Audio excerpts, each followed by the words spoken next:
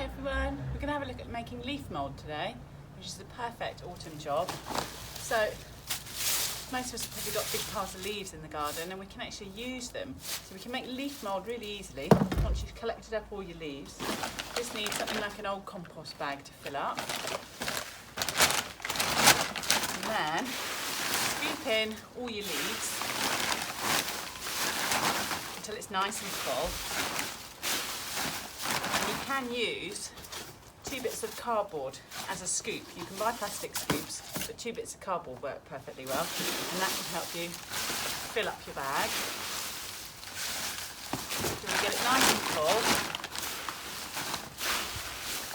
And it's good if the leaves are a little bit wet as well, so if you've had some rain and they're all damp, that's perfect. Get it so it's nice and full, and then you want to make some holes in it. So use a knife or a fork and just make some holes around the bag so that it's not holding water and any water can get out again. And then loosely kind of tie up the top of the bag so it's nice and full, and you can fill up as many of those as you can and then stash them somewhere in the garden out of the way, kind of behind the garage or somewhere where you're not going to have to look at them for a while.